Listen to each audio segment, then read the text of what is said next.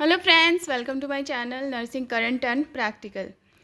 आज का हमारा टॉपिक है what is the difference between opioid analgesic and non opioid analgesics. Analgesics we know pain killer. जब भी कभी पेन होता है, any kind of pain, we go for analgesics. But have you ever think before taking analgesic whether it's opioid और non opioid? आज हम इसके बारे में डिस्कस करेंगे। वीडियो पूरा देखना है, it's going to be very important for theory as well as practical. Video start करने से पहले please like and subscribe the channel. First will discuss about opioid analgesics, again analgesia, some important terms. Opioid analgesics होते क्या है?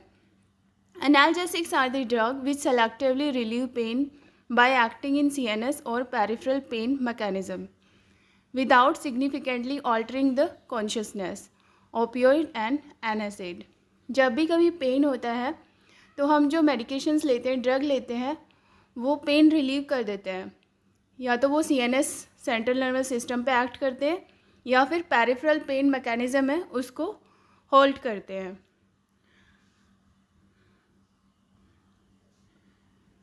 Without significant altering the consciousness, और consciousness पे कुछ effect नहीं होता है। ओपियोइड्स क्या होते हैं? Any drug which bind to the opioid receptor pharmacological related in the CNS and antagonized by naloxone. हमारे जो बॉडी में, ब्रेन में ओपियोइड रिसेप्टर्स होते हैं। तो जो ओपियोइड ड्रग्स होती हैं वो एक प्लांट, ओपी प्लांट से प्रोड्यूस की जाती हैं, और ओपियोइड लैब वगैरह में रिसर्च करके उनको ओपियोइड्स ड्रग्स बना देते हैं। और जो क्या करते हैं, हमारे ब्रेन के जो ओपियोइड रिसेप्टर हैं उनको ब्लॉक कर देते हैं, जिसकी वजह से पेन हमें पता नहीं चलता है। And CNS and antagonist by naloxone. Antagonist क्या होता है? उल्टा इफेक्ट। अगर कभी ओवरडोज हो जाता है तो उसको एंटागोनिस्ट नैलॉक्सोन से करते हैं। ये क्वेश्चन भी आता है, ओपियोइड का एंटीडोट क्या है? Naloxone is the antidote. They may be natural, synthetic and semi synthetic. Opioid naturally plant से ग्रो करते हैं, सिंथेटिकली लैब में भी बनाते हैं, एंड सेमी सिंथेटिक, आधे नेचुरल होते हैं एंड आधे सिंथेटिक होते हैं। Opioids drug derive from opium, natural and semi synthetics. इसी की कैटेगरी में आते हैं नार्कोटिक्स। नार्कोटिक्स क्या होता है? Drug derived from opium and opium like compound with potent analgesic effect associated with significant altering of mood and behavior। लेकिन narcotic opioid से थोड़ा डिफरेंट होते हैं, वो हमारे जो कॉन्शियसनेस है उसको ऑल्टर कर देते हैं। ओपियोइड ऐसा नहीं करते। नार्कोटिक कॉन्शियसनेस को ऑल्टर कर देते हैं with significant alteration of mood and behaviour and with the potential for dependence and tolerance following repeated administration. और इसकी हैबिट भी बन जाती है नार्कोटिक्स की, डिपेंडेंस हो जाते हैं एंड टॉलरेंस पावर भी इसकी कम हो जाती है। These are the opioid analgesics. एक बार रिवाइज कर लेते हैं। ओपियोइड एनाल्जेसिक्स नेचुरल भी होते हैं, सिंथेटिक होते हैं एंड सेमी सिंथेटिक होते हैं। नेचुरल ओपी नामक नाम से जो एक प्लांट होता है उससे डिराइव्ड होते हैं, और सिंथेटिक डायरेक्ट लैब में कंपाउंड से बनाते हैं। ओपियोइड सिग्निफिकेंट ऑल्ट्रेशन नहीं करते मूड एंड कॉन्शियसनेस पे, और इनकी डिपेंडेंस भी नहीं होती। Instead of this narcotic dependence हो जाते हैं एंड चेंज हो जाता है mood and behaviour. Next, opioid analgesics के एग्जाम्पल क्या क्या होते हैं? Opioid analgesics suppress pain impulse but can suppress respiration and coughing, acting on the respiratory and cough centre in the medulla of brain stem. Opioid analgesic pain impulse को तो control करते ही हैं, इसके साथ साथ जो रेस्पिरेटरी सेंटर मेडुला ऑब्लिंगेटा ब्रेन में जो होता है उसको, उसके फंक्शन को भी सप्रेस कर देते हैं, which is not normal. And coughing को भी सप्रेस कर देते हैं। तो इसलिए ओपियोइड एनाल्जेसिक मतलब ज़्यादा यूज़ नहीं करते, क्योंकि इससे रेस्पिरेशन कम हो जाता है। They can produce euphoria and sedation and can cause physical dependence. They can produce euphoria. Euphoria क्या होता है? It's a state of elated mood, extreme happiness which is not normal. Euphoria and सैडिशन जैसा effect आ जाता है opioid analgesic लेने के बाद. And कौन? Physical dependence. Physical mental dependence नहीं होता लेकिन फिजिकल डिपेंडेंस हो जाता है. Used for relief of mild moderate and severe pain. So opioid analgesic क्या है? It suppress the pain impulse. Pain impulse को तो कंट्रोल करते ही हैं लेकिन साथ साथ रेस्पिरेटरी और कफ सेंटर को भी डिप्रेस कर देते हैं विच इज़ नॉट नॉर्मल. तो इसलिए ओपियोइड एनाल्जेसिक एकदम से यूज़ नहीं करते. What are the example medication in this? First is codeine.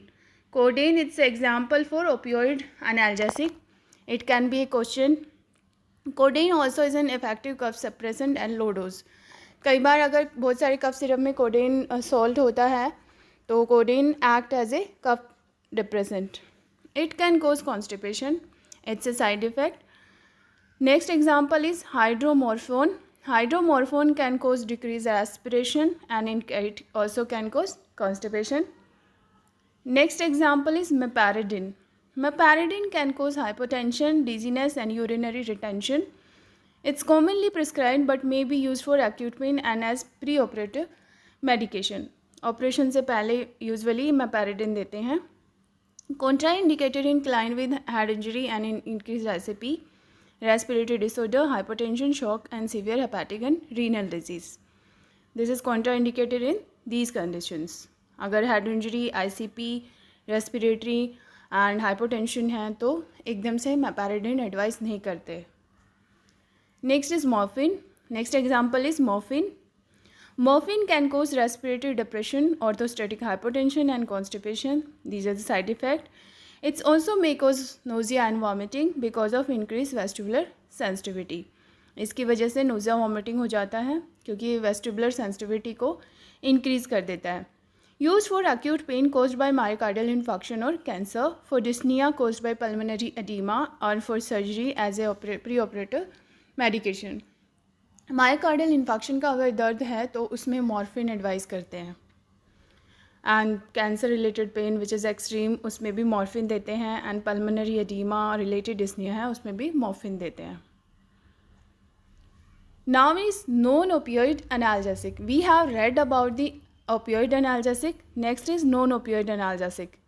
First is non opioid analgesics क्या होते हैं? It encompass the non steroid anti inflammatory drug. NSAID से ही इनकम इसका नाम ही एनएसएड डाल देते हैं. NSAID and paracetamol. These are the example. NSAID, paracetamol and acetaminophen. The NSAID include acetyl salicylic acid, aspirin, dipyrone, metamizole and numerous other drug in diverse classes. It inhibited the synthesis of prostaglandin.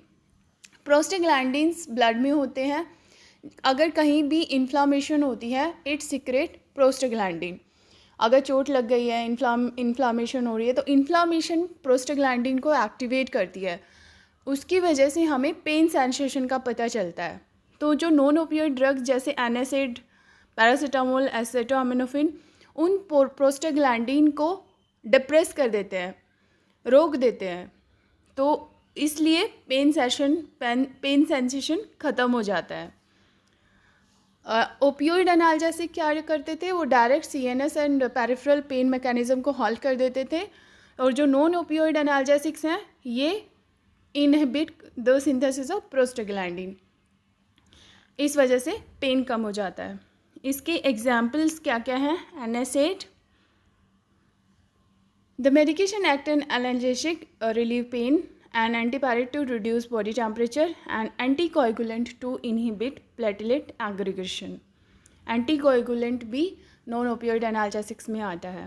NSAID are used to relieve inflammation and pain to treat rheumatoid arthritis, bursitis, tendinitis, osteoarthritis and acute gout. ज़्यादातर NSAID rheumatoid arthritis, bursitis, osteoarthritis जो knee pain ज़्यादातर old age ladies और old age जो personal होते हैं वो osteoarthritis की complain करते रहते हैं तो उस कंडीशन में एनएसएड प्रिस्क्राइब करते हैं. And acute gout. and this is important. Adolescent and children with flu symptom, viral illness and varicella should not take acetyl salicylic acid, aspirin नहीं लेना, because of risk of Reye syndrome. ये question बहुत आता है कि what can cause Reye syndrome. So NSAID can cause Reye syndrome in condition of viral illness और flu जैसे जो सिम्टम्स होते हैं. तो इस कंडीशन में NSAID नहीं लेना चाहिए. And what is the example? First was the NSAID. NSAID में आता है नेप्रोक्सिन एंड न्यूकॉक्सिया, NSAIDs होते हैं. दूसरा एग्जाम्पल है हमारा एसिटामिनोफिन. एसिटामिनोफिन में जो कॉमन दवाई होती है वो जीरोडोल P, जीरोडोल SR, वो इसमें यूज़ करते हैं. Acetaminophen inhibit prostaglandin synthesis, we have discussed about it. Use to decrease pain and fever, should not be take if liver dysfunction exist. These are the safety point कि कब नहीं लेना चाहिए NSAID. अगर कोई लीवर प्रॉब्लम है तो NSAID एकदम से डायरेक्टली सेफ्टी के साथ लेना चाहिए. Acetaminophen is contraindicated in client with hepatic and renal disease, alcoholism and hyper sensitivity. अगर ये सब प्रॉब्लम्स हैं तो इट्स कॉन्ट्राइंडिकेटेड एसिटामिनोफिन. सो आज की वीडियो में सिर्फ इतना ही. नेक्स्ट वीडियो में इम्पॉर्टेंट और जो न्यूरोलॉजिकल मेडिकेशन रिलेटेड जो टॉपिक है will discuss. Till that time watch the video and subscribe the channel. Thank you.